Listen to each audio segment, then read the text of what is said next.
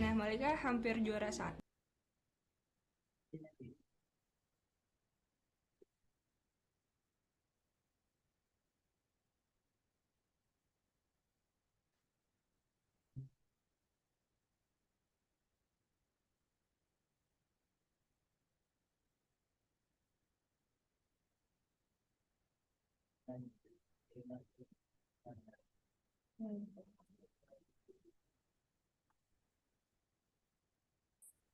Ini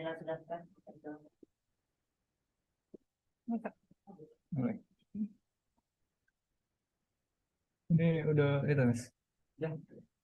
Oke.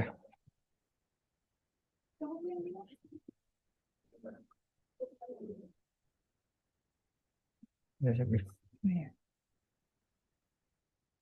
Eh, Oke. Halo semuanya, teman-teman dari Game Dev eh, yang ada di seluruh Indonesia maupun yang ada di Palembang. Terus teman-teman mahasiswa atau teman-teman yang sekarang lagi mau ngembangin atau ngebuat game ya.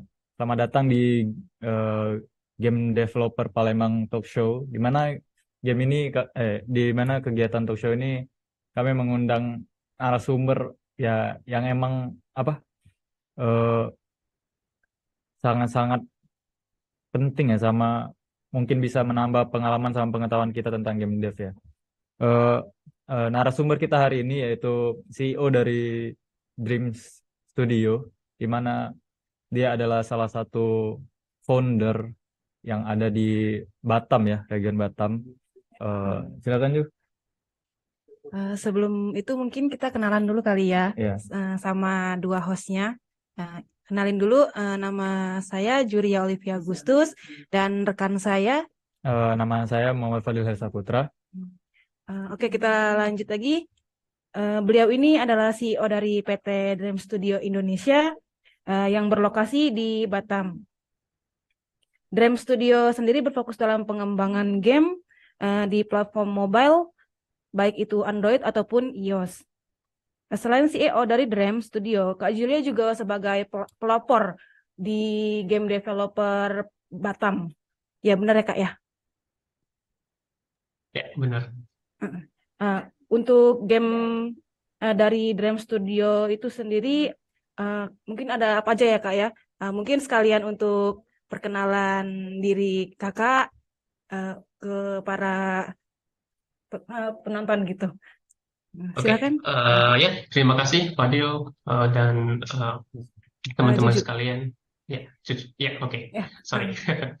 Ya, jadi ya salam kenal semuanya ya, dan hari ini senang banget ya dapat ikut serta dalam podcast dari Palembang, dan saya juga baru tahu oh ternyata Palembang komunitasnya lagi berkembang banget, dan saya juga ikut senang sih sebenarnya. Jadi di Sumatera ya, setidaknya dari Batam, Palembang, ya mudah-mudahan di kota-kota lain lagi juga bakal komunitasnya bakal terus muncul, sehingga industri sama ekosistem kita terutama dari di Indonesia itu bisa terus berkembang ya.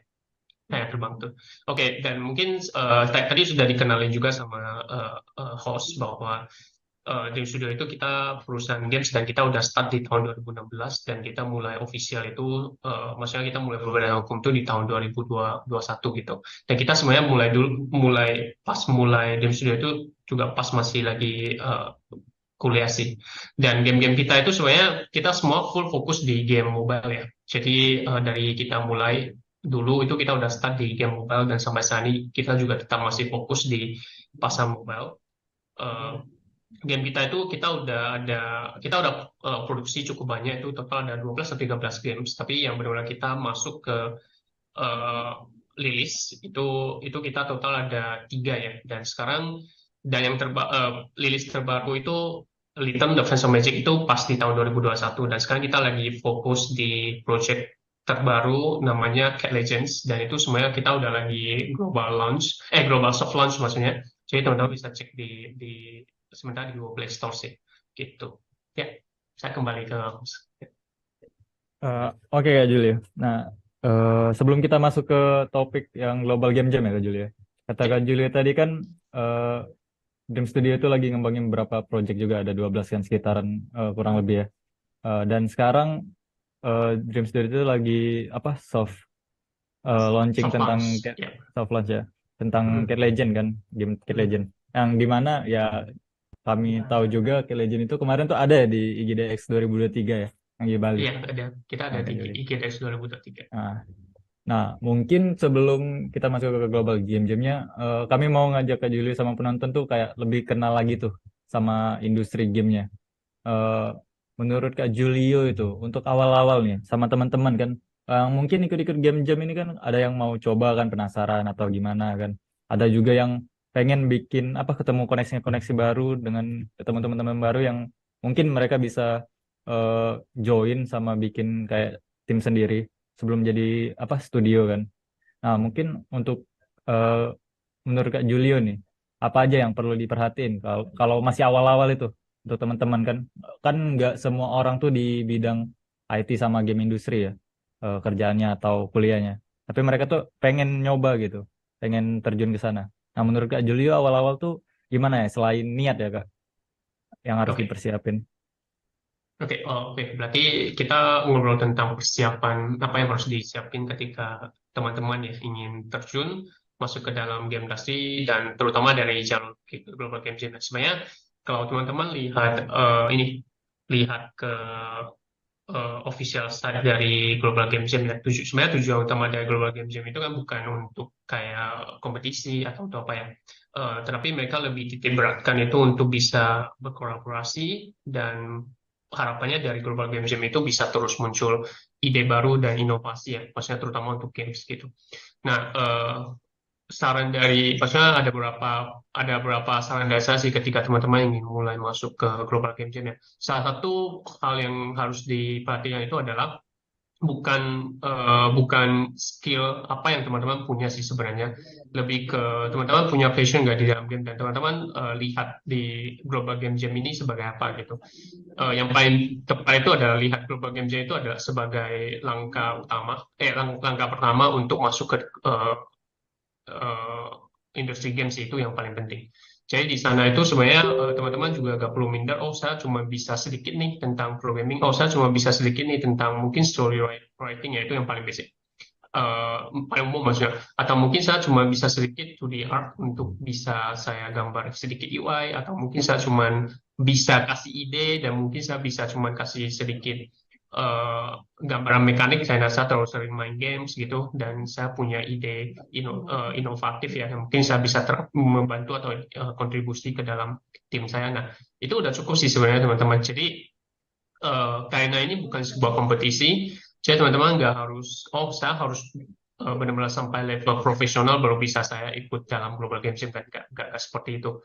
Jadi apapun sekarang kondisi teman-teman, skillnya sampai mana, nah itu bukan jadi hal yang sangat penting sih. Yang penting teman-teman bisa ikut masuk ke dalam Global Game Jam-nya dan benar-benar rasain apa yang prosesnya sih itu yang paling penting. Dan selama di dalam proses, bayangin ya selama 3 hari ya biasanya standarnya kita buat, terus 2 malam itu kita bisa kumpul sama orang-orang yang sudah ada di dalam industrinya, bukan cuma hanya kumpul dan ngobrol ya, tapi bisa sama kerjain sebuah proyek secara bareng gitu.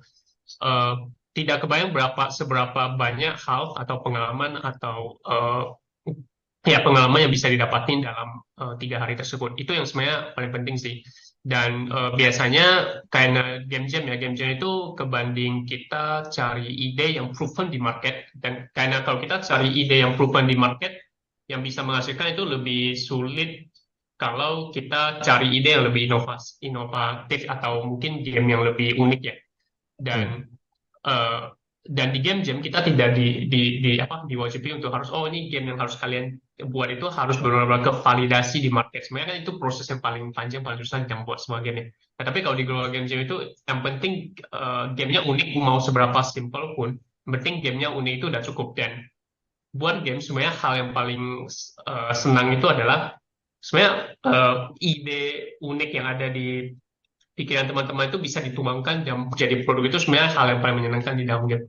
Nah, tapi Ya. kalau sudah harus masuk ke validasi market, ya biasanya ide-ide seperti itu tidak tervalidasi dengan baik. Maksudnya tidak membuahkan hasil yang baik sih gitu. Tapi ya di global game ini teman-teman bisa lakukan hal seperti itu gitu. Ya mungkin itu dari saya. Ya, Ya. ya sih, yang dikatain ke apa yang dibilangin sama Kak Julio tuh emang benar sih. Soalnya kenapa kalau Global Game Jam tuh kita tuh cuma dikasih tema ya, Kak. Iya, cuma dikasih tema. Cuma dikasih tema. Untuk apa pengembangannya kita diberi kebebasan gitu Ya, untuk kembangin tema gimana. tahun lalu root ya, kalau nggak salah, akar ya namanya tahun Akar. lalu ya. Ah, Ya. akar. Eh, nah untuk itu Kak, mau nanya juga. Kalau tadi kan udah tuh kita gimana awalnya untuk terjun ke gaming industri ya, sama Hmm. masuk ke Global Game Jam. Nah, kalau eh, tantangan misalnya udah nih mereka udah kayak ikut Global Game Jam atau apa, ternyata mereka tuh kayak ada minat ke sana. Langkah selanjutnya tuh mereka tuh harus ikut-ikut lomba lagi buat portofolio atau mereka masih harus ngasah-ngasah apa skill mereka lagi sama mungkin ngebuat tim untuk ikut-ikut lomba atau mereka mau jadi solo developer gitu. Oke. Kan ke apa Kak Julio juga mungkin kita tahu ya Kak, Fadil juga udah pernah apa sama Kakak, karena yang game-game yang kita buat awal-awal itu nggak selalu bagus ya Kak, apalagi yang masih awal-awal terjun palingan kayak 2D atau hyper casual yang artnya masih simple sama mekanikalnya masih simple itu tuh Kak. Oke, saya rasa setiap komunitas terbentuk itu fungsinya untuk supaya bisa lakukan konversi dari orang yang sebenarnya mau terjun ke industri game, benar-benar bisa terjun ke industri game. Sebaik itu dia jadi mungkin start dari jadi join ke studio baru atau memang akhirnya dia bisa nge-founding perusahaan dia sendiri kan gitu. Nah, Ya. ini berkaitan dengan global game Jam tadi gitu. Gimana supaya kalau teman-teman setelah udah global game jam yang benar-benar ingin terjun ke industri game itu bisa-bisa benar eh, masuk ke industri gitu. Dan selama kita ngurusin komunitas di Batam, saya rasa mungkin dari komunitas Palma juga akan memiliki tujuan yang lebih kurang sama sih gitu.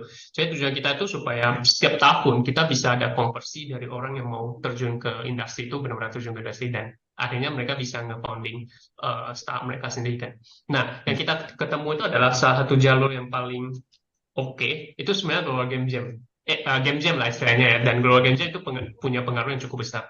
Kenapa? Karena pada saat kita udah ikut Global Game Jam itu kan langsung udah kita buatin tim gitu kan. Setelah buat tim kita langsung diminta untuk kerjain project kan. Nah, itu juga jadi langkah awal yang bagus gitu. Karena banyak yang kita lihat ya, kita lihat itu contohnya dari mahasiswa nih pengen punya tujuan ingin terjun ke dalam industri atau ingin buat game company, tapi terakhir karena tidak mulai, akhirnya tertunda menunggu waktu yang paling tepat gitu kan. Walaupun sebenarnya nggak ada waktu yang paling tepat, harusnya start sekarang gitu. Nah, tapi dengan adanya Global Games akhirnya dipaksa untuk mulai sekarang gitu. Nah, karena mereka udah mulai, makanya jadinya paling sulit itu kan sebenarnya langkah pertama ya. Nah, akhirnya mereka sudah punya langkah pertama dan mereka bisa tinggal mau fokus kemana gitu.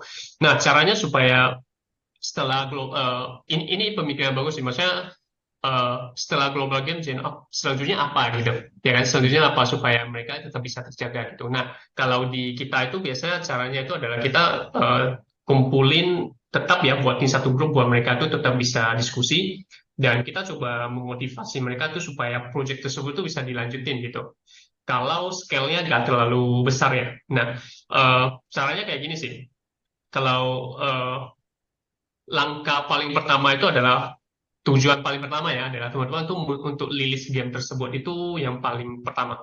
Jadi kita nggak, untuk project pertama itu kita nggak kejar apakah project ini bisa profit atau bisa punya revenue atau enggak, itu di skip dulu sementara karena project pertama itu biasanya 90% atau ya 98% atau 90% itu bakal gagal sih gitu. Nah, jadi karena ini atas pengalaman kita juga, jadi project pertama kita spend hampir 4 tahun dan itu benar-benar tidak worth it guys. Jadi tujuan paling utama teman-teman fokus itu adalah gamenya harus rilis gitu. Dan karena ketika teman-teman udah berhasil rilis satu games, teman-teman punya pengalaman dari pre-production, production sampai akhirnya ke post production gitu kan. Dan banyak yang saya lihat itu adalah semuanya stuck di production, nggak pernah sampai ke post production, dan itu waktunya terpakai dengan sangat panjang.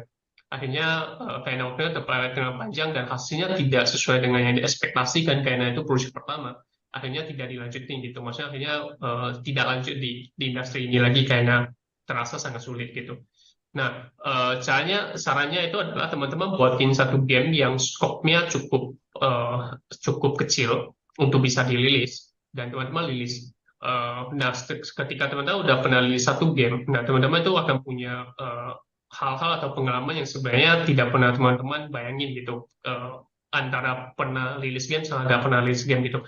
Dan kalau setelah teman-teman udah pernah rilis game, next games, maksudnya game yang selanjutnya itu teman-teman akan lebih punya banyak pengalaman atau ide untuk bisa eksekusi atau bisa melakukan market research dengan baik. Biasanya kalau game pertama itu teman-teman gagal itu akan selalu muncul sangat banyak hipotesis, oh kenapa game ini gagal, dan kenapa saya buat game ini kenapa tidak cocok dengan audiens gitu, dan saya harus buat game seperti apa yang sesuai dengan audiens, apakah mekanik atau core design saya bermasalah, atau mungkin monetization saya bermasalah, atau art saya bermasalah, dan nah itu hipotesis itu muncul nih, dan hipotesis itu yang teman-teman coba jawab, yaitu yang akan membantu teman-teman masuk ke next level sih gitu. Jadi ya sarannya cuma satu sih, buat game dan wajib rilis dulu sekecil apapun itu. Ya. Kak Julio, Kak Julio kan sebagai pelopor di game developer Batam juga nih ya.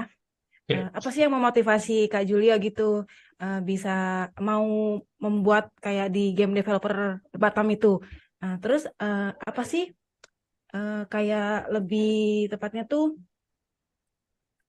itu lebih ke sebentar Kak. Oh, motivasi kakak untuk di game developer Batam itu sendiri. Oke, berarti kayaknya gimana? Maksudnya kenapa saya ingin mulai game dev, komunitas game dev Batam gitu. Nah, sebenarnya itu dimulai dari pas dulu itu di tahun 2017 atau 2018 ya. Kita kan lagi mau mulai nih game, mau masuk ke game industry gitu, dan saya lihat kok di Batam nggak ada industrinya gitu, dan kita pengen coba cari teman kan di Batam, kayak gimana supaya saya bisa ada teman ngobrol untuk tentang game ya. Dan tapi begitu kita cari itu kayaknya nggak ada, dan kita ngelihat bahwa industri ini bukan industri yang bisa kita jalanin sendiri sih, dan kita berhasil sendiri nggak bisa gitu, karena industri ini sangat berat di bagian SDM atau talent ya. Itu sangat penting, dan kalau kita lihat ke baik di Indonesia, di domestik atau di luar negeri, itu juga semuanya hal yang sama, itu kekurangan talent. Dan masalah ini akan masalah ini akan teratasi kalau ekosistem atau industri ini udah mature di sebuah kota atau sebuah negara. Karena kalau kita lihat sebuah kota yang industrinya udah mature, itu biasanya SDM-nya itu akan sangat banyak. Dan karena SDM-nya udah terlalu banyak, itu baru bisa mulai mereka masuk ke startup mereka sendiri, kan baru muncul perusahaan-perusahaan baru kan. Nah, kalau di Indonesia terutama di Batam atau di Sumatera itu masih belum di saat itu. Itu kita masih belum, kita ngobrol tentang ekosistemnya ya. Maksudnya kita ngobrol orang yang tahu bahwa industri ini industri yang potensi banget, dan besar itu pun sedikit banget gitu. Dan salah satu caranya ya kita mulai edukasi dari yang paling dasar gitu. Ya, yaitu kita buat kumpul-kumpul, dan tapi keuntungannya karena kalau kita bilang game development itu sesuatu yang cukup baru banget ya buat lokal, jadi itu cukup menarik orang-orang sih gitu. Walaupun di luar negeri itu udah sebuah hal yang udah biasa banget gitu. Nah, dari saat sana kita mulai bisa narik audiens atau orang-orang yang pengen masuk ke dalam industri sih. Nah, tujuan utama kita itu adalah sebenarnya hanya kita pengen ekosistem kita hidup. Dan dengan ekosistem hidup, perusahaan kita itu juga bisa diuntungkan sih sebenarnya gitu. Seperti itu. Kalau ekosistem tidak hidup ya sebenarnya kita jalani perusahaan sebenarnya juga cukup berat sih. Kita susah cari talent, itu pertama. Kemudian networking kita jadi makin kurang ya di lokal ya. Kemudian ketiga itu kalau kita mau menarik investor dari luar untuk benar-benar bisa percaya sama industri ini juga cukup sulit gitu. Karena di dalam industri itu ada 5 stakeholders yang penting. Yang pertama itu komunitas, kemudian yang kedua itu pelaku atau startupnya ya. Kemudian yang ketiga itu pemerintah, keempat itu pendidikan ya. Kelima itu ya kita bilang mungkin orang-orang kaya lah, maksudnya orang-orang yang nggak ngerti sama games, tapi dia punya uang gitu. Nah, 5 stakeholder ini sebenarnya harus dibangun sih secara perlahan gitu. Karena dengan adanya 5 ini, atau mungkin karena dengan ada 5-nya ini, bahwa kita bisa punya bisa lebih mudah menghasilkan satu produk yang sukses ya. Nah, begitu ketika sudah ada satu produk yang sukses, itu lebih mudah mengedukasi atau mungkin lebih mudah membangun awareness ke orang-orang yang pengen masuk ke dalam industri gitu. Semuanya ya, maksudnya bukan cuma pelakunya aja, tapi semua orang yang pengen masuk kayak investor, stakeholder lain-lain, pendidikan yang mau masuk ke industri juga itu semuanya bisa kebangun awareness-nya, dan dengan seperti itu ya semua ekosistem tersebut baru bisa hidup gitu. Ya semuanya mulai dari tadi sih kita kembali ke awal ya, sebenarnya kita cuma pengen ekosistemnya hidup dan kita lebih mudah dapat talent sih gitu. Ya. Oke ya, itu kan tadi tentang komunitasnya ya, Ya. terutama untuk ya menarik investor atau untuk peluang ya. Nah, tadi Fadil mau apa? Nyenggol lagi yang tadi tentang 3 tahapan pas development game ya, yang pre-production, production sama post-production ya, Kak. Yang dimana mungkin beberapa orang sama teman-teman tuh cuman tahu kayak, oh bikin game tuh kita cuman kayak, wah diskusiin idenya, mau gamenya kayak gini, udah tuh kita bikin, udah. Mereka cuman nganggapnya kayak gitu. Nah, mungkin Kak Julio tuh bisa jelasin lagi Kak, mungkin teman-teman kayak nganggapnya bikin game tuh yang penting kita ada ide, ada aset, sama mau mekanik sama gameplaynya kayak gini, kita bikin jadi kita kasih ke orang-orang, udah nggak ada kelanjutannya gitu. Tapi kan sebenarnya untuk game development sendiri tuh mereka udah dapet reviewer dari pemainnya, apa yang experience yang didapati, kayak misalnya ada bug kan mungkin diperbaiki ya Kak. Mungkin Kak Julio bisa jelasin Kak, biar teman-teman jadi lebih paham. Ya, untuk ngejawab pertanyaan atau maksudnya untuk ngejawab pertanyaan ini, saya sih bisa mulai dari satu pertanyaan sih, yang ini mungkin teman-teman bisa jawab ke diri sendiri sih. Maksudnya ya teman-teman bisa jawab sendiri sih, maksudnya untuk pertanyaan ini. Jadi ini bermulai ketika kita tahun 2018 ya, kita ada ikut akselerator di Google ya. Nah, jadi pertanyaan ini juga penting sih, kayak kita ditanyain sama salah satu mentor di sana gitu kan. Pertanyaannya kayak gini. Kalian buat game itu, kalian cuma pengen buat games atau kalian pengen bangun game company? Atau biasanya ya make game for living gitu. Ya, itu teman-teman butuh jawab dengan jelas sih ke diri sendiri ketika teman-teman pengen buat games gitu. Apakah saya pengen buat game itu hanya karena hobi saya ngelihat game itu hanya sebuah seni, atau saya buat game tapi saya lihat game itu sebagai peluang bisnis gitu. Itu dua hal yang berbeda. Karena kalau teman-teman punya jawaban yang berbeda dari dua ini, nanti arahnya akan berbeda juga gitu. Nah, kalau teman-teman fokusnya ke hobi, atau teman-teman lihat game ini sebagai hobi atau sebagai seni, otomatis yang tujuan akhir dari teman-teman itu bukan revenue atau bukan profit atau bukan mungkin game saya bisa dapatin uang atau enggak gitu. Yang penting ide teman-teman itu tersalurkan gitu menjadi sebuah produk atau sebuah seni yang bisa dinikmati sama orang lain. Nah itu, dan biasanya tanggung jawab terhadap ketika teman-teman menganggap dia sebagai seni dan teman-teman buat itu sebagai hobi, ya tanggung jawabnya itu mungkin ya ke diri sendiri aja. Kalau memang game itu gagal atau gagal pun, atau dapat uang atau gak dapat uang pun, semua itu gak masalah gitu. Karena memang saya anggapnya sebagai hobi dan saya buatin mungkin di waktu saya pas uang atau gimana gitu. Dan tapi berbeda kalau teman-teman udah ngelihat game itu dari sisi bisnisnya. Ketika teman-teman ngelihat, oh ini peluang bisnis dan saya harus ngebangun perusahaan untuk bisa bersaing di bisnis. Nah ini lebih berbeda nih. Karena tanggung jawabnya itu nanti bukan, kalau gamenya gagal itu bukan ke diri sendiri aja, tapi ke satu perusahaan gitu. Nah jadi tanggung jawabnya lebih besar, dan otomatis karena tanggung jawabnya lebih besar, riset market itu jadi sangat dibutuhkan gitu. Kalau kita buat game sebagai hobi, ya mungkin kita nggak usah peduli tentang market suka atau nggak suka gitu, ya kan. Nah tapi kalau ketika kita udah lihat sebagai bisnis, intinya itu jadi harus nge-reset market gitu. Nah, itu berbalik ke teman-teman sendiri gitu. Dan yang akan saya jelaskan itu mungkin saya akan lebih ngobrol tentang lebih banyak dari sisi bisnisnya gitu. Karena kita sebagai perusahaan ya tujuannya karena kita sebagai perusahaan ya, jadi kita mau lihat game ini sebagai potensi bisnis gitu. Dan ini yang mungkin akan saya jelasin lebih banyak di sini gitu. Oke. Nah, mungkin kita start dari pre-productionnya ya. Nah, kalau dari sisi perusahaan, pre-production itu jadi salah satu fase yang sangat-sangat penting gitu. Dan biasanya kita butuh waktu sekitar 3 bulan sampai 6 bulan sampai benar-benar pre-productionnya selesai gitu. Nah, kalau di dalam pre-production itu kita lebih ke lihat tren di pasar sih. Karena ini saya ngomong tentang game mobile ya. Kalau Ya. game premium saya nggak tahu perbedaannya, harusnya nggak terlalu jauh perbedaannya. Nah, di pasar mobile itu kita butuh tahu tren yang sekarang dan tren mungkin 2-3 tahun ke depan apa. Seperti yang tadi Fadli bilang bahwa mobile itu kan kita ada lagi dulu maksudnya tahun-tahun dulu itu lagi tren hyper casual banget gitu ya. Apalagi dengan mulai game semuanya orang bakal masuk ke dalam hyper casual.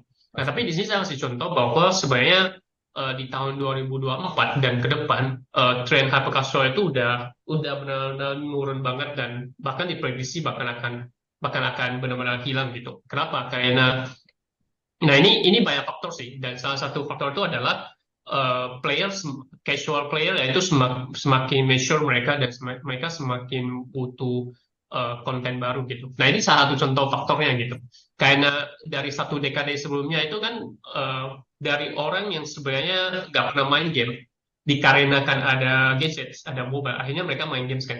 Otomatis karena mereka mulai main game, mereka bukan hardcore gamers ya, mereka cuma casual gamer, otomatis konten yang mereka butuhkan itu adalah konten yang benar-benar simple banget. Sebisa mungkin nggak pakai harus pikir dan nggak sebisa mungkin nggak banyak input gitu ya. Nah, tapi karena mereka dikasih konten seperti itu hampir 10 tahun nih, dan manusia itu biasanya demand-nya nggak akan habis ya. Jadi akhirnya mereka mulai belajar, mereka udah kayak udah benar terbiasa banget sama konten seperti itu. Akhirnya mereka lagi mulai shift nih, mau shift mereka lagi butuh saya butuh game yang lebih sedikit kompleks, yang mungkin selain ada core mechanics-nya saja, tapi saya butuh ada progression-nya. Dan itu semua pada mulai ke sana. Makanya di tahun 2024 muncul banget tren di mobile itu sekarang bukan hyper casual, tapi namanya hybrid casual. Hyper casual itu game yang cuma punya core mechanics ya. Jadi kita cuma main-main di core mechanics, ulang terus gitu kan. Nah, tapi kalau ada hybrid casual, bedanya itu adalah dia ada core mechanics, tapi ada progression-nya. Jadi mereka selain ulang-ulang di core mechanics-nya, mereka juga bisa dapat progression supaya mereka besok mau datang lagi gitu. Nah, itu hybrid casual sih. Jadi ada core mechanics, ada progression. Nah, nanti satu scale lagi yang lebih besar itu namanya mid-core. Mungkin teman-teman pernah dengar mid-core games itu dia ada core mechanics, ada progression, kemudian ada meta. Habis itu triple A punya scale. Jadi scale game itu hyper casual, hybrid casual, mid-core sama triple A. Dan sekarang lagi trend di hybrid casual itu sebenarnya baru gitu. Nah, jadi ya itu pre-production. Ketika teman-teman sudah masuk di pre-production, itu kalau semuanya udah siap ya dari sisi bisnis, market research semua udah oke. Next teman-teman harus planning ke productionnya. Kalau di production ya planningnya lebih panjang. Maksudnya di production itu tidak ada pertanyaan lagi game ini mau di market ke siapa. Kemudian kita untuk kolaborasi untuk bisa kerjain produk ini pakai apa gitu, kita nggak ada diskusi seperti itu lagi. Production itu lebih benar-benar fokus untuk ngembangin gamenya. Jadi tidak ada pertanyaan yang sangat basic, bukan sangat basic, pertanyaan tentang bisnis, pertanyaan tentang itu harusnya udah mulai dikurangi, udah mulai gak ada gitu. Harusnya semuanya fokus di production. Nah, satu hal yang lebih penting lagi pas di post production sih. Setelah udah di post production, teman-teman harus make sure game ini bisa menjual dan bisa di marketing dengan baik gitu. Dan post production itu biasanya kerjanya hampir 1 kali lipat sama dengan production, terutama kalau gamenya yang live service ya kayak free to play games. Jadi itu effortnya lebih panjang gitu. Nah, terakhir ya untuk teman-teman ya itu coba jawab dari pertanyaan tersebut. Itu apakah teman-teman lihat game sebagai seni atau mau lihat potensi bisnisnya, itu semua tergantung teman-teman. Nggak ada yang baik, nggak ada yang mana lebih baik, nggak ada, tergantung sebenarnya tujuan akhir teman-teman apa aja. Tapi kalau memang fokusnya ke bisnis yang memang harus lebih sulit sih jadinya gitu. Oke. Oke Kak Julu. Mungkin Juju Ada yang mau tanya tentang tren game tadi? Mungkin ada beberapa sih Kak mau ditanyain. Eh, ini Kak, kan sekarang kan Ya. lagi booming tuh yang masalah AI ya Kak ya. Hmm. Nah, dalam game itu sendiri ada nggak sih Kak sangkut paut sama AI kayak gitu? Oke, maksudnya dari game, maksudnya di game industri ya. Iya, iya. Oke, sebenarnya ini sih, ini biasa terjadi di hampir semua industri dan ini berulang dari sejarah sih. Maksudnya kalau orang sudah mulai ngeadopsi teknologi baru ke sebuah industri, itu biasanya akan menjadi disrupsi atau disruption ya bagi industri tersebut gitu. Dan kalau dari seperti ini biasanya kita akan lihat eh, pengembangan industri karena dipaksa ya. Karena dipaksa itu pengembangan industri itu bakal akan sangat cepat gitu. Jadi contoh, saya kasih contoh kasar ya untuk yang di game industri ya. Kemungkinan besar kayak gini. Dulu kita sesimpelnya dulu kita mau ngeproduksi sebuah game hyper casual atau mungkin yang micro game yang kita mungkin butuh 8 bulan game masalah game micro ya. Mungkin kita butuh 8 bulan sampai 14 bulan untuk selesai satu game ya. Nah, bisa saja karena nanti ke depannya karena ada adopsi AI ke dalam industri games ini, akhirnya orang buat micro game itu nggak butuh lagi 8 bulan sampai 14 bulan ini. Bisa saja dalam waktu 3 bulan itu udah selesai. Itu contoh sih. Dan itu namanya disruption. Jadi orang-orang atau mungkin eh, perusahaan-perusahaan yang tidak berhasil mengadopsi teknologi ini, ya kemungkinan besar akan ketinggalan. Kenapa? Karena industri ini dipaksa untuk harus gerak cepat kan. Nah, jadi orang yang bisa mengadopsi teknologi ini yang orang yang menang sebenarnya seperti itu dan itu biasa berulang. Maksudnya itu di industri itu berulang dan ini yang harus teman-teman lihat sih. Dan sekarang kalau mau lihat adopsi AI ke dalam game development itu udah mulai kelihatan banget gitu. Dari generatif AI udah kita lihat ya sebenarnya eh, terutama untuk generate aset ya itu semua membantu banget gitu. Jadi dan itu bisa nge-save waktu sangat banyak. Kita udah coba sih. Jadi kalau dulu kita pengen ngegambar satu ilustrasi karakter ya, itu kita butuh waktu yang cukup panjang. Itu bisa sampai sebulan untuk satu ilustrasi yang benar-benar bagus gitu. Tapi karena ada generatif, itu sebenarnya kita bisa selesai dalam waktu cuma 6 jam. Walaupun sekarang salah satu tantangan di generatif AI itu adalah mereka sulit untuk nge-generate art style yang selalu sama. Itu tantangan yang paling berat seperti itu. Nah, tapi itu bukan tantangan yang bisa ngehalangin teknologi ini terus maju. Karena suatu saat itu bakal ke-solve masalah ini. Nah, kalau masalah itu udah ke-solve, ya produksi game itu bakal jadi sangat-sangat cepat. Kita nggak ngomong tentang generative AI aja ya. Karena ada pengembangan teknologi AI itu dari engine pun engine game itu semuanya bakal akan diintegrasi sama AI sih, dan itu bakal akan jauh lebih cepat. Dan itu maksudnya itu salah satu yang kita lihat dari internal company kita ya, bahwa pengaruh AI di masa depan itu. Kalau kita nggak berhasil mengadopsi teknologi ini ke perusahaan kita ya, kemungkinan besar kita akan ketinggal itu benar-benar memungkinkan banget gitu. Dan ya itu salah satu contohnya gitu. Jadi ya ini juga untuk ngebangun sedikit awareness buat teman-teman ya, sebenarnya kita nggak harus untuk sekarang kita nggak harus pakai untuk production, untuk AI nggak harus production, tapi sebenarnya kita ikut pelajari apa yang sedang berkembang dengan AI. Jadi begitu suatu saat itu benar-benar udah berhasil diadopsi sama banyak industri atau industri gamenya udah banyak orang nggak, terus kita tidak ketinggalan dan kita bisa tetap ikut gitu. Nah itu penting banget sih gitu. Ya. Mungkin ini banyak banget Kak Juli pertanyaannya Ya. yang udah Kak Juli jawab. Mungkin Kak Juli bisa minum dulu Kak. Kita santai aja. Berat dulu Boleh. Kakak. Ya. Oke, Kak Juli. Eh, nah, Fadil juga mau tanya-tanya ya kami Kak. Kan tadi udah semua tuh yang dari Hmm. apa awal-awal industri game apa aja yang langkah-langkah harus kita ambil, udah tuh ekosistem, terus ke Ya. langkah-langkah developmentnya. Ini juga ada apa penggunaan teknologi baru ya dalam development game ya. Sama Fadil tuh mau nanya juga, eh, sekarang kan mungkin pengembangan game ya, terutama di luar negeri kayak developer level besar kayak Rockstar atau Ubisoft atau mungkin yang apa itu namanya eh, Bandai Namco atau apa yang Mhm. mereka tuh kan mungkin bisa dibilang game itu hampir mirip-mirip sama film ya Kak, untuk Ya. keseluruhan. Soalnya game itu kan menceritain eh, sesuatu hal, tapi player bisa experience sebagai karakter tersebut kan. Kalau film kan kita cuma bisa nonton kan. Apalagi Mhm. kemarin yang sempet booming itu kita tahu sendiri ya, Rockstar ya, udah banyak orang nunggu yang GTA 6 yang hampir Mhm. habis berapa ratus triliun dolar untuk productionnya. Itu juga kita nunggunya udah 10 tahun dari 2013 pas PS3 keluar. Nah, mungkin menurut Kak Julio untuk tren game ke depannya Kak, mulai dari genre atau gameplay, baik itu di mobile atau mungkin game premium di konsol atau handle, yang akan ngedominasi itu game yang gimana gak? Sama sekarang juga kan ada internet ya kayak, apalagi di mobile kan. Kebanyakan orang tuh kayak e-sport atau apa. Nah, menurut Kak Julio yang bakal ngedominasi marketplace di game itu apa gak? Terutama di industri game Indonesia ya pasarnya. Oke. Oke, kalau kita ngomong tentang tren pasar, terutama di Indonesia itu, saya rasa setiap perusahaan punya analisis atau punya gambaran dari mereka sendiri sih. Kayak tren sekarang lagi menuju ke tren apa gitu.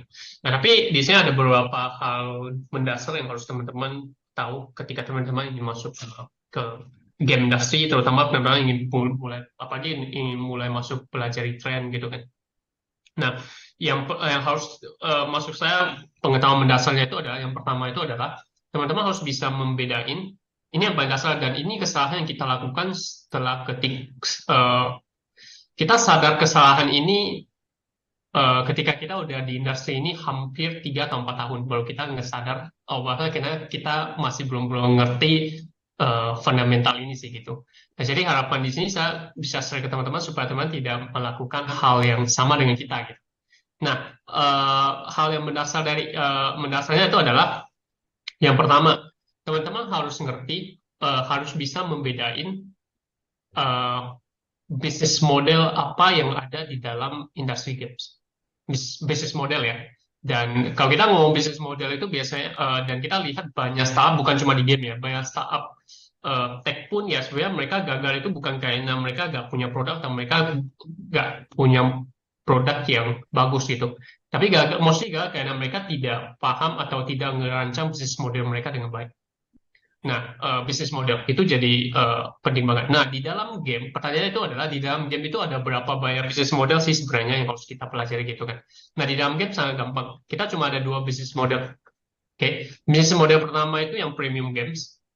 Itu yang teman-teman sering lihat yang teman-teman banyakin ya orang nganggap premium itu di Steam ya, gak juga.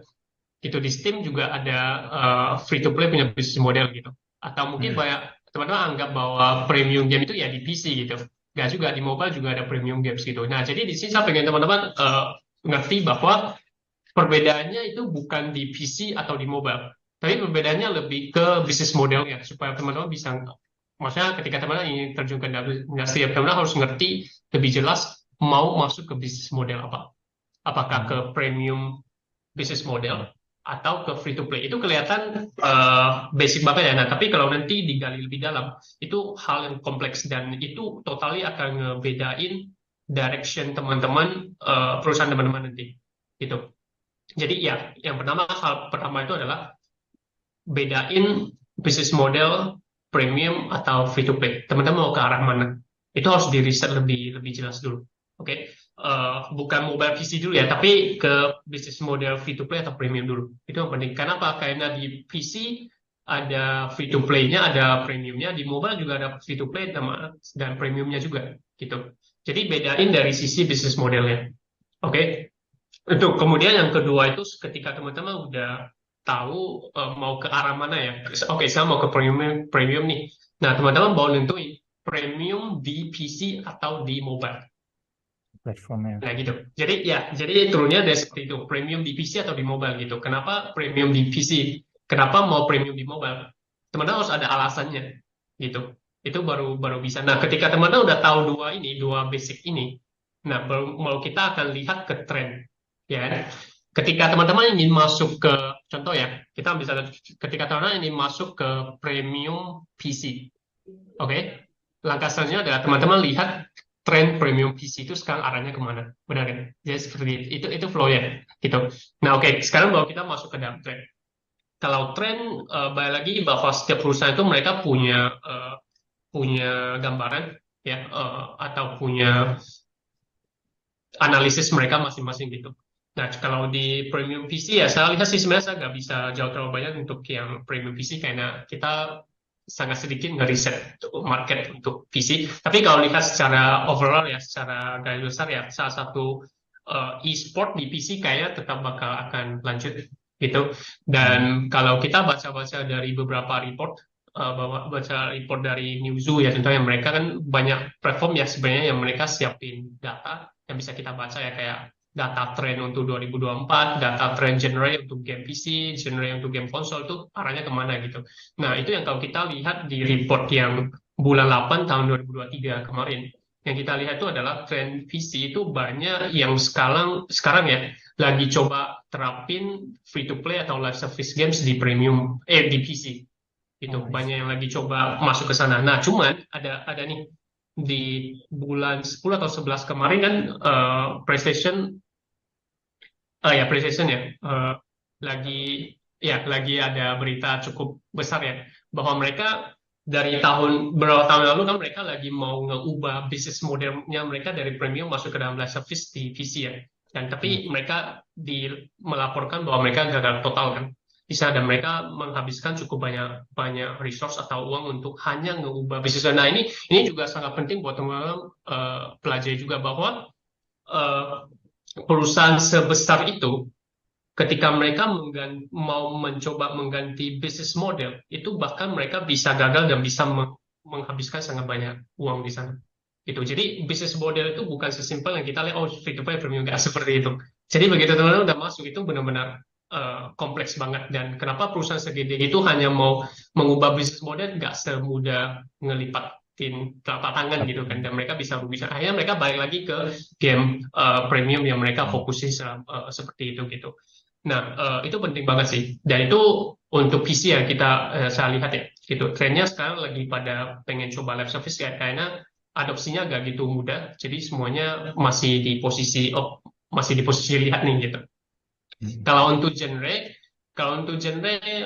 untuk PC saya nggak ada datanya sih. Maksudnya dari mana yang lagi di tahun 2023 mana yang paling banyak dan banyak diminati. Kalau di mobile saya ada gitu, tapi kalau di PC saya nggak tahu. Mungkin kalau teman-teman tinggal cari aja sih. Maksudnya tren di PC yang paling banyak diminati itu genre strategi kah, atau genre simulasi, atau genre apa gitu. Nah, tapi kalau di Indonesia mungkin sekedar kita lihat ya, mungkin orang-orang maksudnya market Indonesia kayaknya ya prefer game simulasi sih. Karena kita lihat dari contoh nih, Bus Simulator cukup sukses banget nih. Terus game-game simulasi masa-masa itu cukup sukses banget di Indonesia, sama ada ya banyak game simulasi sih yang sukses di Indonesia, dan kalau kita sekedar lihat ya mungkin simulasi cocok untuk market Indonesia gitu. Nah, kalau di mobile itu tren kedepannya itu ya udah pasti sih udah banyak publisher yang mobile free to play ya, maksudnya udah ngeprediksi bahwa ini saatnya udah benar-benar masuk ke dalam hybrid casual. Jadi semua publisher yang dulu hyper casual itu udah pindah ke hybrid casual punya karena begitu udah masuk ke dalam hybrid casual itu menciptakan sebuah peluang yang tak terbatas lagi buat developer untuk nginovasi. Kalau hyper casual kan cuma mati di core mechanics ya. Jadi kayaknya itu udah kayak udah stuck gitu developernya. Tapi karena sekarang muncul satu scale baru ya, akhirnya membuka peluang lagi buat developer untuk mulai menginovasi lagi.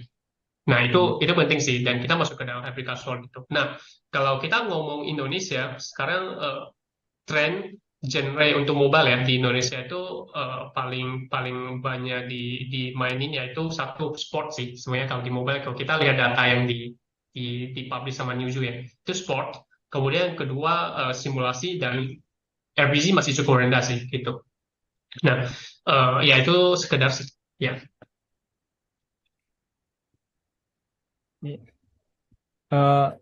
Itu kan udah agak tentang apa tren game ya. Mungkin juga mau nanya tentang apa? Alatnya mungkin. Alat-alat. Eh, Mungkin ini kali Kak, apa ada alat pengembangan game baru gitu. editor toolnya. Editor Oh, toolnya. editor tool ya. Mm-mm. Kalau untuk engine cukup banyak ya, maksudnya engine cukup banyak yang bisa jadi opsi lah buat teman-teman untuk coba pakai gitu ya.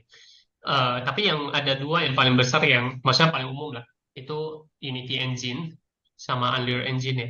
Dan sebenarnya dua-duanya itu punya kelebihan dan kekurangan masing-masing sih, dan itu berbalik lagi ke pemakainya juga. Pemakainya itu butuh butuh yang seperti apa gitu.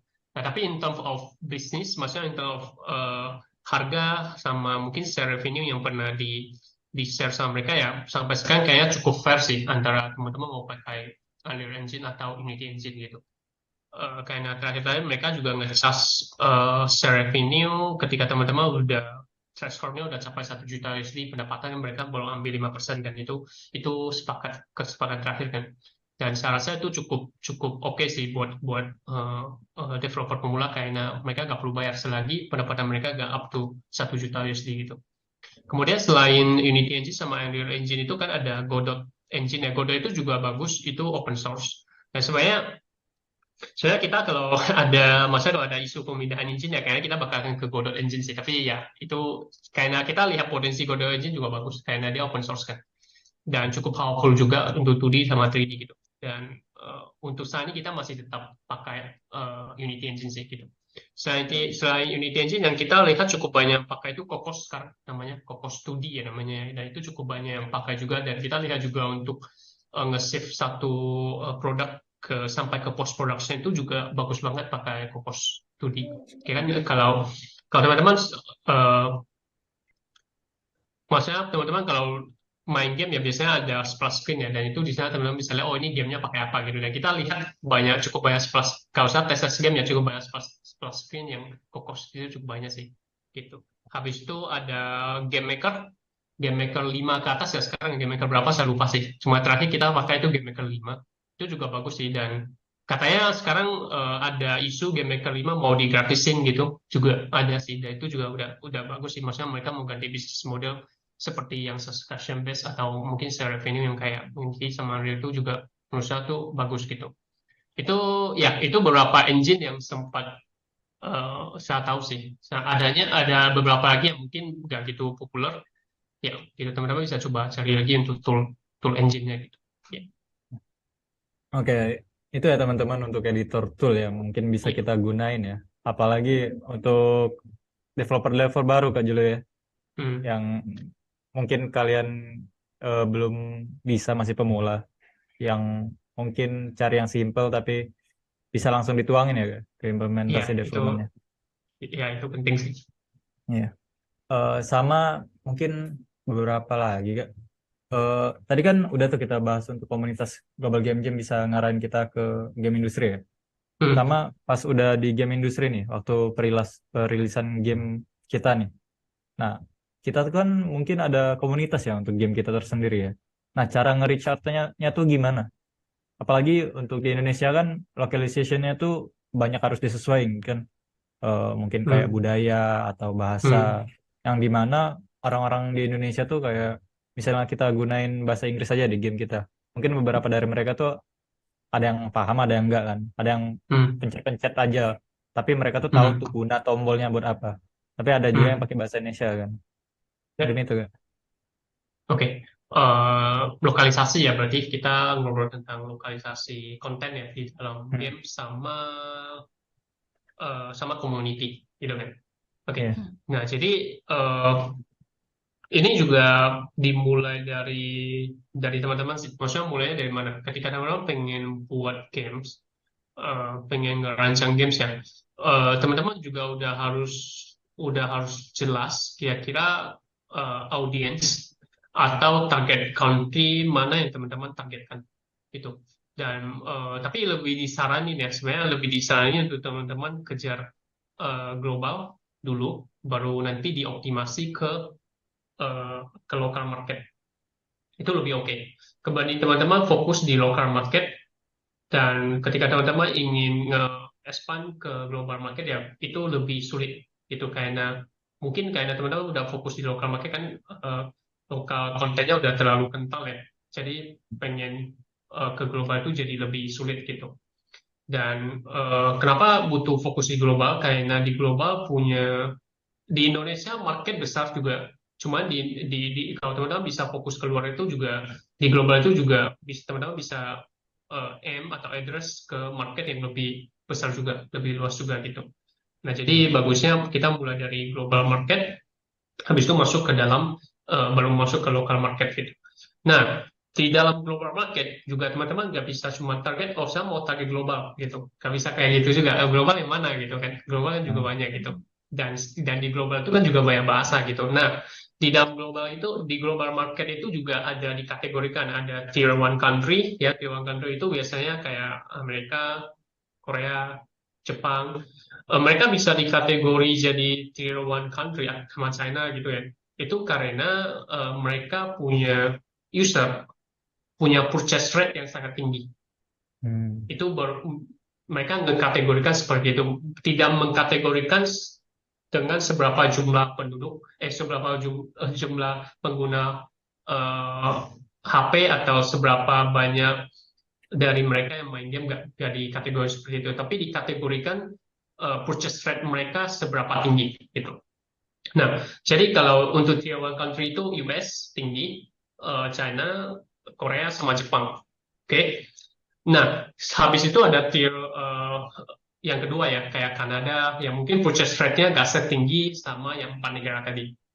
Nah, maksud saya target ke global itu adalah teman-teman coba usahain target ke tier 1 country minimal. Oke. Nah, karena di tier 1 country ini yang punya potensi sangat besar untuk game teman-teman berhasil. Nah, ketika teman-teman udah mulai berhasil di sana, teman-teman mulai optimasi atau lokalisasi ke tier kedua punya country atau ke lokal market itu lebih mudah gitu. Oke, kita balik lagi ke global market tadi. Nah, empat negara ini kan di English itu kan, maksudnya di US itu kan butuh English ya, dan teman-teman pasti buat game pasti mulai dari bahasa Inggris kan, itu aman gitu. Nah, tapi dari tiga ini lokalisasinya itu sangat penting. Di Korea itu mostly ya, sebagian besar mereka itu nggak ngerti bahasa Inggris. Itu kalau teman-teman kasih masukin game dengan bahasa Inggris itu pasti nggak akan diinstal sih sama mereka. Mereka nggak ngerti. Banyak dari hampir ya, kita bisa bilang sebagian besar dari orang Korea itu mereka nggak terlalu pelajari bahasa Inggris. Maksudnya mereka agak susah sih untuk ngerti bahasa Inggris. Jadi itu wajib dikolokalisasi ke Korea. Kalau teman-teman mau masuk Korea. Kemudian kedua Jepang. Jepang itu mereka punya nggak tahu sih. Kalau dari kita ya, mereka punya nasionalisme cukup tinggi. Jadi produk yang nggak diproduksi di lokal dari lokal developer ya, atau mungkin di produk yang nggak ada bahasa Jepang itu mereka pasti nggak akan install. Oke. Itu terjadi di produk kita Legends kan kita belum ada lokalisasi apapun. Dari From Page punya store listing ya, from page kita di Play Store kan itu bisa dilokalisasi jadi bahasa Jepang kan. Kita belum lokalisasi. Nah, kita lihat itu ada visitor dari Jepang hampir ada 200-an atau 300-an kali. Konversi ke installnya 0. Gitu. Jadi benar-benar mereka kalau lihat, oh ini game, mungkin kalau lihat art, ya suka ya, tapi begitu masuk nggak ada bahasa Jepang, mereka akan skip. Gitu. Jadi lokalisasi itu jadi hal yang penting banget ketika teman ini masuk ke tier 1 country, apalagi ke China itu lebih wajib harus lokalisasi ke bahasa Mandarin. Nah, jadi ini ada 4 tier 1 country yang punya purchase rate yang sangat tinggi. Dan itu semuanya harus dilokalisasi gitu. Kalau teman-teman pakai bahasa Indonesia punya produk masuk ke English, ke US pasti nggak masuk juga kan. Nah, jadi itu penting. Oke. Nah, ketika sudah berhasil di tier 1 country, nggak usah di 4 negara ya, salah satu negara saja. Kayak di US saja sih sebenarnya itu udah bisa benar-benar nge-kasih revenue yang sangat tinggi sih, salah satu negara aja. Gitu. Kita mungkin strateginya bisa masuk dari US dulu, ke US kan nggak perlu lokalisasi. Kayak kita sekarang lagi masuk ke US, kita nggak perlu lokalisasi, kita tinggal bahasa Inggris saja udah oke gitu. Nah, ketika kita nanti dia launch dan memang di US sudah mulai bagus, bahwa kita akan mulai masuk ke lokalisasi ke Korea gitu, satu dulu gitu. Atau mungkin kita kerjasama dengan agensi di Jepang, kita masuk ke Jepang dulu gitu. Nah, ketika nanti udah berhasil di sini, bahwa nanti kita akan mulai, oh coba kita optimasi ke Indonesia. Kayak orang Indonesia kan juga banyak nih yang suka kucing gitu kan, yang suka kucing, dan kita coba pengen masukin beberapa kucing. Kayak mungkin di Indonesia orang sering ngomong kucing oyen gitu kan, dan kita pengen Hmm. masukin karakter itu ke dalam gitu. Nah itu cara lokalisasi bukan cuma masalah bahasa ya, tapi konten di dalamnya, budaya itu yang dimasukin ke dalam itu seperti apa gitu. Nah, itu sih yang strategi yang akan kita pakai untuk lokalisasi gitu.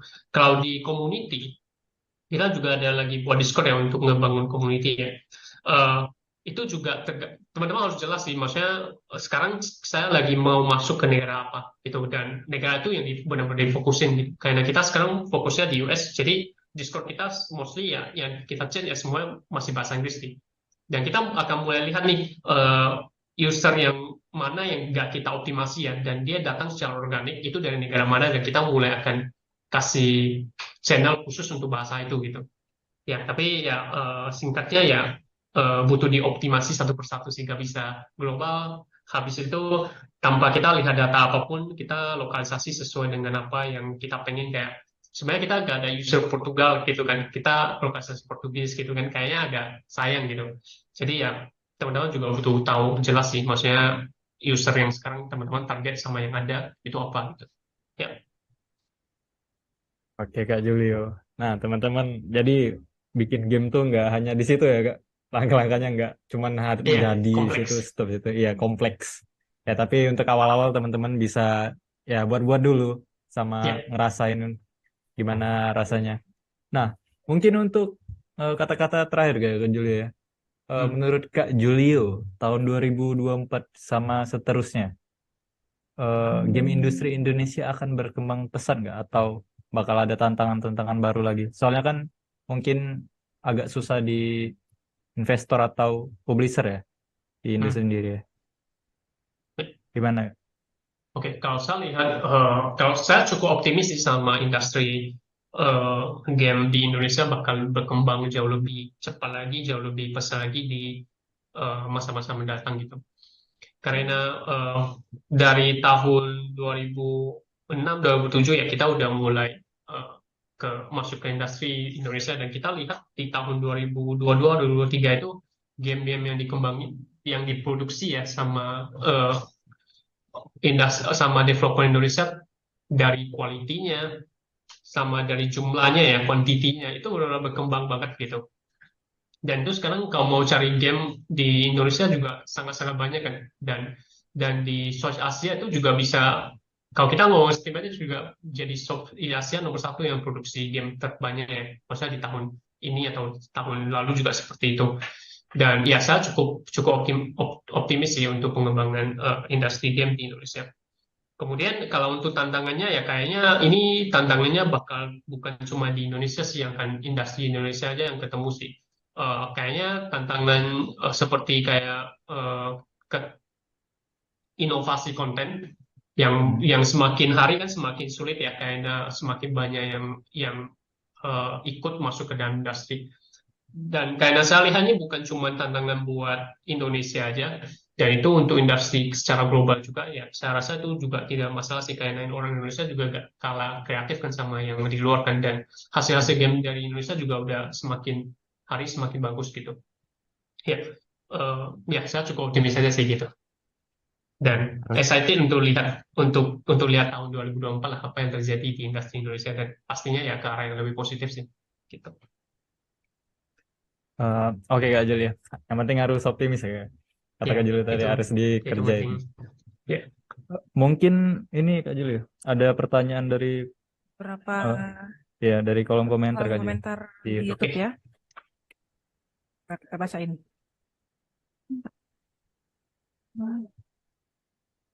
Ini.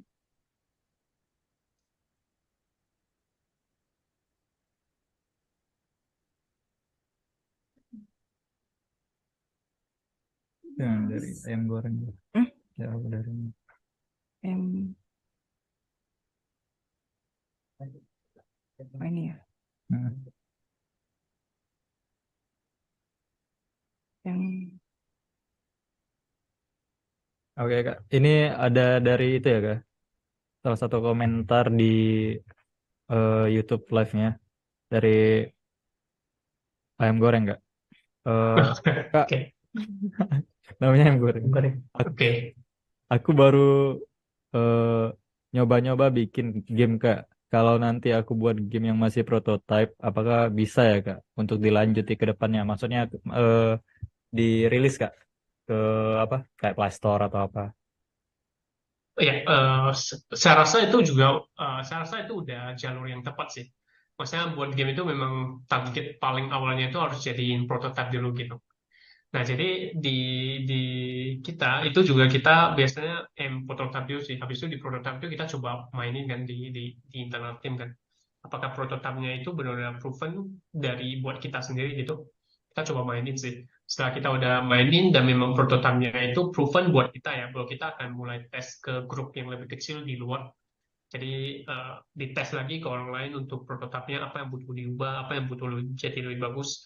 Nah itu diperbaiki. Setelah memang udah diperbaiki dan akhirnya prototipenya itu juga udah proven ya di kalangan grup orang tertentu yang udah kita nentuin dan itu baru kita bisa sebut market kita lumayan proven nih.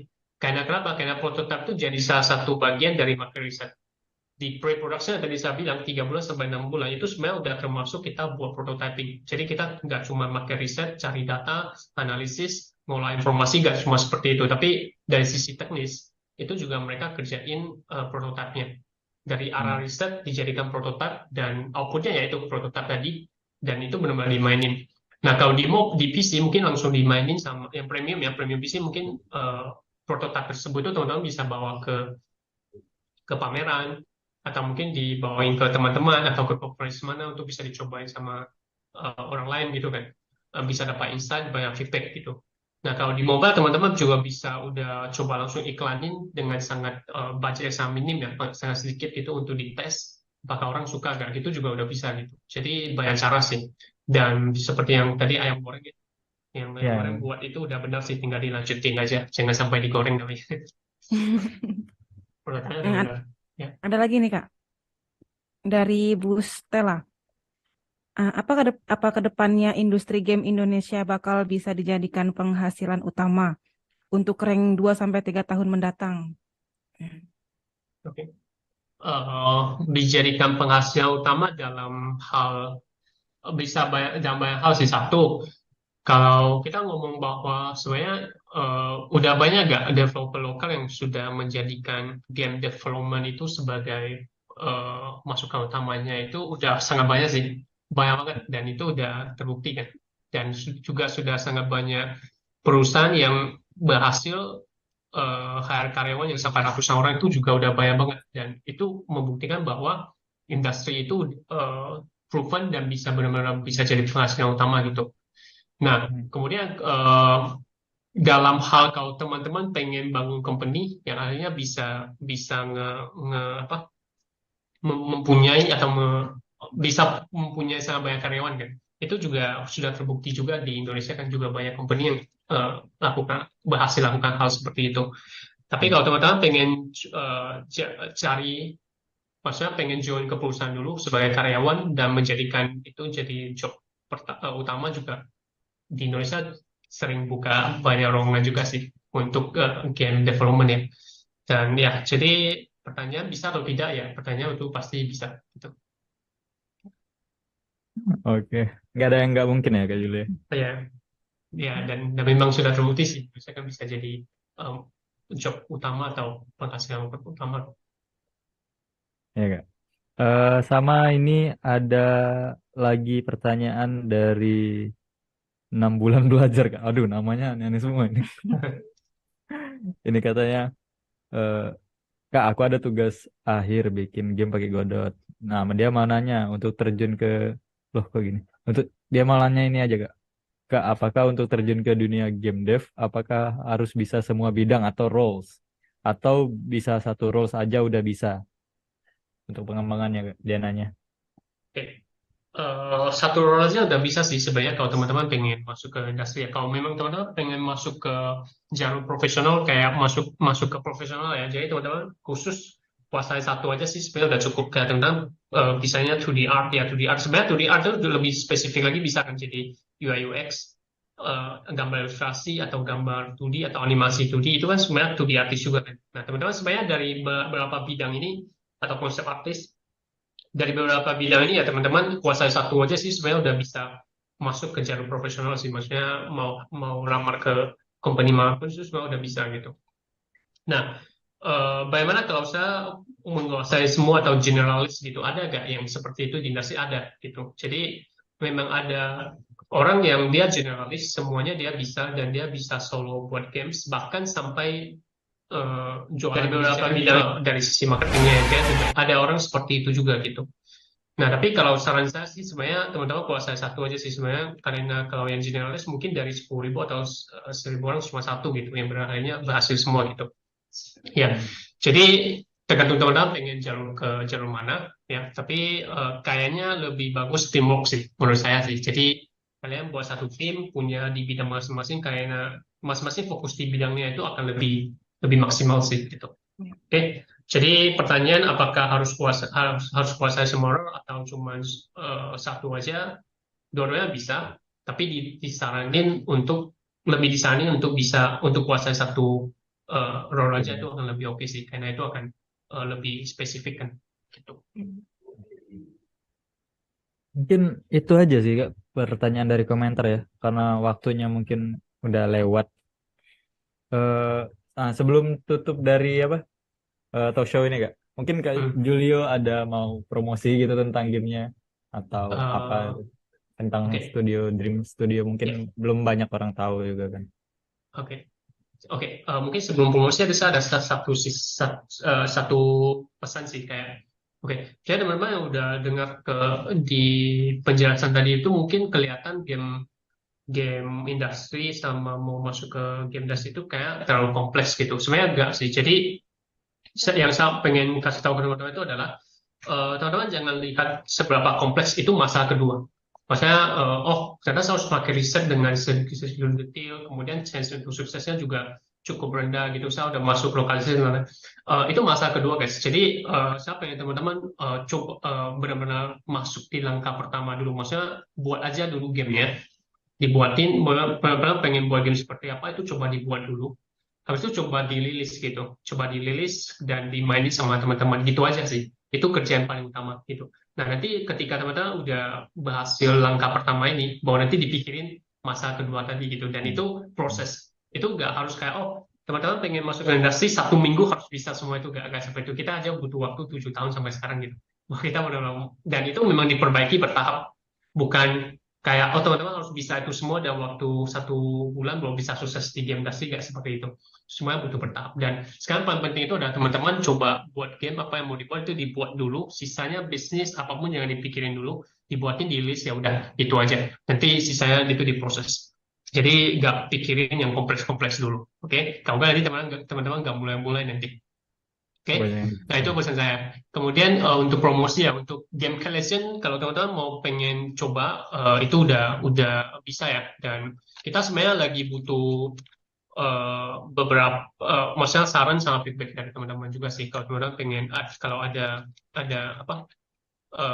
feedback itu akan sangat membantu. Mungkin saya kirim linknya di chat ya. Teman-teman bisa tes. Ya, kita udah masuk development ke bulan ke-10 atau 11 sih. Dan kita akan masuk ke tahap registrasi itu di bulan Maret, dan kita akan grand launch di bulan 6 tahun depan. Ya, tapi sekarang kita udah soft launch ya. Kita soft launch open sampai Maret, kita akan tutup ke PlayStation, habis itu kita akan launch di bulan 6 ya. Kayaknya seperti itu. Oke. Mungkin itu saja ya teman-teman ya talk show hari ini. Ini juga udah lewat dari jam yang udah diestimasi. Udah ada juga pertanyaan dari teman-teman tadi juga. Dan udah kejawab semua ya. Ya udah kejawab Sama semua. Kak Julio.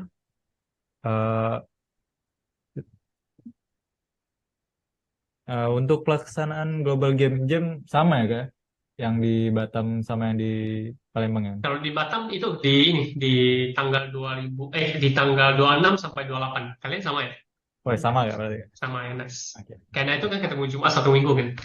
Iya, cuma 1 minggu. Ya, Oh, sebentar. kalau nggak, sebenarnya dia udah mulai di tanggal 22 kan, tapi kan 22 itu masih jadwal kerja ya. Takutnya Iya, banyak yang nggak bisa ikut sih. Ya, iya. mending di Jumat Sabtu Minggu itu lebih pas. Oke. Oke, Kak Julio, makasih ya untuk hari ini udah jadi ya ngobrol-ngobrol santai kita jadi pembicara di Hmm. Talk Show. Mungkin dari game developer Batam sama game developer Palembang nanti ada kegiatan bareng atau apa ke depannya. Amin. Ya. Eh, Teman-teman semua juga yang udah join, udah nonton, lihat penjelasan dari Kak Julio juga makasih. Mungkin kami tutup talk show hari ini. Selamat sore ya teman-teman semua. Terima kasih ya Terima yang udah kasih. join. Ya, terima Nanti, kasih. Terima kasih. Ya, oke, makasih Kak Julio. oke, saya